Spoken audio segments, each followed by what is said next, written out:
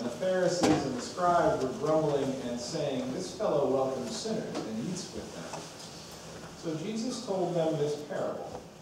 There was a man who had 2 sons. The younger of them said to his father, "Father, give me the share of the property that will belong to me." So the father divided his property between them. A few days later, the younger son gathered all he had and traveled to a distant country, and there he squandered his property in dissolute living. When he had spent everything, a severe famine took place throughout that country, and he began to be in need. So he went and hired himself out to one of the citizens of that country, who sent him to the fields to feed the pigs.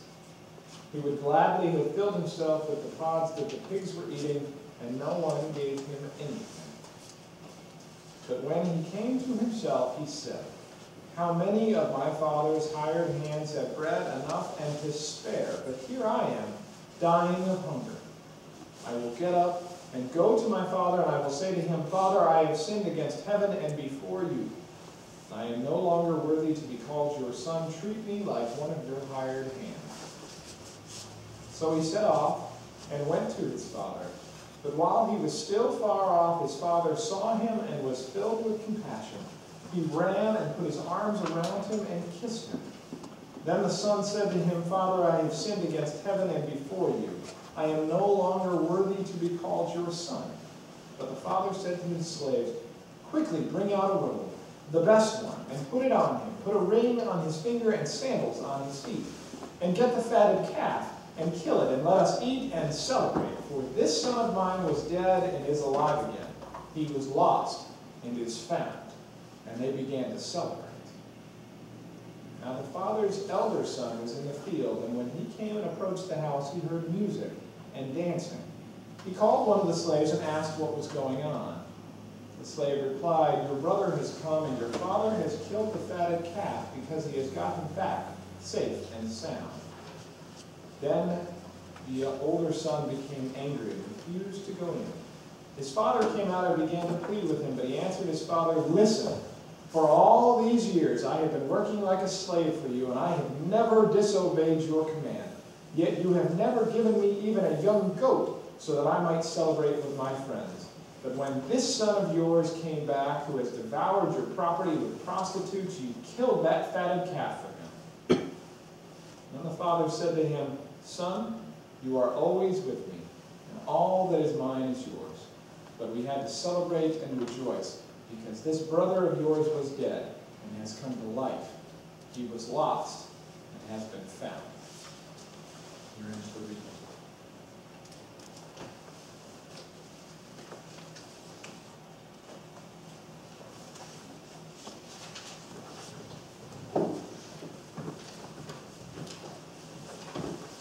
There's a guy, maybe 10 years older than I am. His name is Shane Claiborne. And Shane took it upon himself to do his best to live the life that he felt Jesus was setting before him in Scripture. And so he lives in a lousy neighborhood in Philadelphia, and there are some truly lousy neighborhoods in Philadelphia. He lives in one of those truly lousy neighborhoods in Philadelphia. He lives with a bunch of other people, and they share what they have, which is not very much. Shane, if he came here, might not necessarily smell great. He definitely wears his hair in dreadlocks, and he's often barefoot. That is how he has chosen to live out his response to the message of Jesus in the Gospels. Recently, I was catching up on some reading of mine. I was reading a Christian magazine that dates from around the election, so you know how far behind I am in my periodicals. And I noticed that there was a new book just out by Shane Claiborne and another guy by the name of, I believe his name is Tony Campolo. And they wrote a book. It's called The Red Letter Book. Called The Red Letter Book because if you read the King James, you will find all of the words of Jesus conveniently highlighted for you in red letters. Everybody else's are in black ink, and Jesus's are in red. Makes it easy to find where Jesus is speaking. And so they called their book this, and they called it The Red Letter Book. The subtitle is Helpful. What if Jesus really meant what he said? So they've put together this book, taking all of those passages where Jesus is speaking to someone, the disciples, or the Pharisees, or the scribes, or Lazarus, or the tax collectors, and they have done their best, I assume. I confess I have not read the book. I'm behind in my periodicals, so no time to get to their book just yet, but I will. What they're trying to do is to figure out, what do you do with what Jesus has said? It's an important task for us as Christians. How seriously do we take him? Do we take Jesus at his word? It's a topic that has that has taken up not an insignificant amount of my time as pastor. So I was reading this the other day, and Jesus says this, and did he really mean it? Am I really supposed to, for example, give up all of my stuff? What does that mean? What do we do with that? Good question. Not the question, unfortunately, that I'll be answering this morning. But there are other ones, too. And then there are the times where somebody said, so what did Jesus say about X? And the reality is that Jesus said absolutely nothing about X. He didn't talk about it. It's not in there. You will not find it in the red letters. But this all got me thinking, once again, about what do we do? How seriously do we take Jesus when he's speaking to us through Scripture? In particular, when he's speaking in parables, as he is this morning. The parable, of course, though not named in this, is the parable of the prodigal son. So I began thinking about this, and this morning, I don't really want to talk about the prodigal son. I'm not terribly interested in him right now. The two people in the story that I am really interested in, and the two people that I would like us to think about this morning in light of how seriously do we take Jesus? Did he really mean what he said? Are the father and the older brother.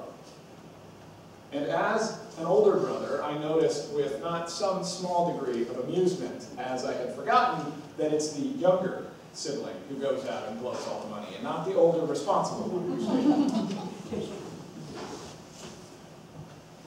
The reason why I'd like us to focus on the father and on the older brother is because we have two very different responses from them about this situation. We know the story of the prodigal who goes, he takes what is his after asking the father for it, blows town, goes someplace flashy and different, spends all of his money, we find out from the older brother, on prostitutes, and then finds himself feeding pigs. That is about as calamitous a fall as one could possibly imagine, particularly for a nice Jewish boy who normally would have nothing to do with pigs.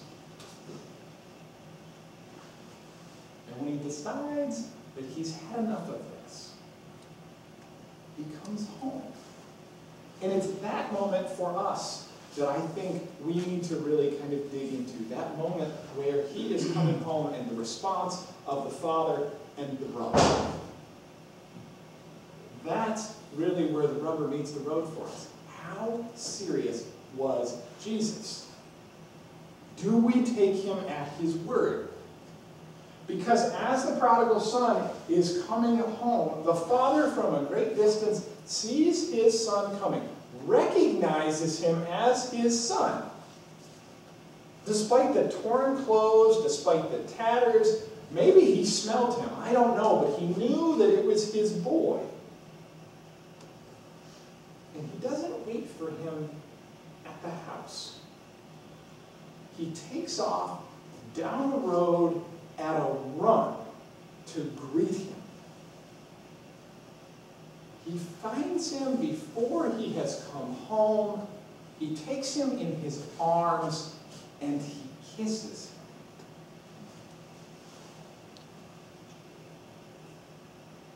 him. And as the younger son begins to explain to his father what has happened, why he has come home, realizes that he has made mistakes, the father cuts him off and says, doesn't matter. We're going to put you in new clothes. We're going to put a ring on your finger. We're going to get something for your feet. Your shoes are a mess. And then we're going to have a party. We're going to have veal, the fatted calf. We are going to really do this up because you've come home. So all the rest of that, Doesn't matter. Maybe we'll talk about it someday, but right now, you're here. How serious is Jesus about this stuff? Put yourself in the position of that father. Your kid went off and blew everything you gave him. Stayed away, worried you sick, and now he's back. And you've not greeted him at the door like this. I don't think so, mister. You have some explaining to do. You are no longer welcome in this house, certainly not until you clean up. That's not the response. The response is open arms. The response is a kiss on the cheek. The response is, doesn't matter, we're going to celebrate the fact that you're here. That is radical, kind of crazy parental love right there. How serious is Jesus? Do we take him at his word? Can we extend this beyond the relationship that we have with our children to other people who have wounded us, who have run off with what we've given them, who have made fools of themselves, who have embarrassed us? How serious is it? And then we have the older brother, the older, maybe wiser brother, who has stayed home, worked for his father, conserved what his father gave him, done everything by the letter. He's still out in the fields working. Here's a party. Asks what's going on. And when he comes home and finds out that it's his younger brother wearing the party cap and eating the nice meal, goes through the roof. He doesn't come to find the father. He grabs one of the household help. What in the name of everything is going on here? Who is that? What are we doing? What's going on? I believe it was Rembrandt who, when he painted this scene, paints in the middle, in the light that is soft and glowing, a picture of the father and the prodigal son having this moment of reconciliation. And off in the corner, in the shadows, half lit at best, is the older brother, standing there. It's clear the displeasure. It's clear the anger that he felt. Who points out to his father, you killed the fatted calf for him. I have never gotten so much as a goat. And for those of you who have had the pleasure of eating goat, there is no comparison between veal and goat. It doesn't matter how nicely the goat is prepared. Veal is just tender and juicy, and goat is not. Never even had goat. How serious is Jesus? What are we supposed to do with the older brother? Because you see, even if we can get ourselves to the point where we can act like the Father, where we can accept with open arms all that has happened, just happy to have that person back in our lives, there will be someone else standing in the shadows who is not so happy about that. Who is downright ticked off about the fact that this one over here has gotten all of this nice stuff, and I worked so hard and I got nada.